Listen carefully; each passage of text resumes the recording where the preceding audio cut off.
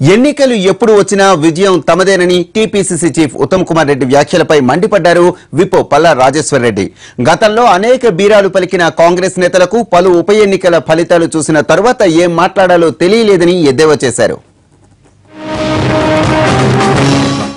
111 కాదు కదా, 11 సీట్లు కూడా టీఆర్ఎస్ కి రావు. సరే, ఈ రోజు కొంతమంది మా సహచరులు మాట్లాడారు. ఒకటే విషయం అంటున్నాం, నిజంగా నువ్వు గెలుస్తావని నమ్మకం ఉంటే ఈ బోగస్ సర్వేలు మానేసేయాలి. అసలు ఏదో నిజంగా ఆ బోగస్ సంస్థ ఎవరో వీళ్ళు ఏం రాసుకుంటున్నారో ఇంట్లోకి సరదాగా 111 ఎందుకండి, 119 రాసుకొని ఇంట్లో ఇంకా సంతోషం కూడా చెప్పరాదండి, ఇంకా హ్యాపీ ఫీల్ కదా 119 రాసుకుంటే. అయితే తెలంగాణలో ప్రజలు పూర్తిగా వ్యతిరేకమవుతున్నారు, టిఆర్ఎస్ పార్టీని తరిమి కొట్టడానికి సిద్ధమవుతున్నారు.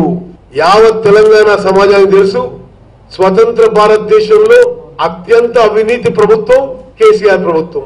ఇక వాటర్ గ్రిడ్ గురించి, ఇరిగేషన్ గురించి మాట్లాడాలంటే మరి బుక్కులు రాయాలి దాని గురించి.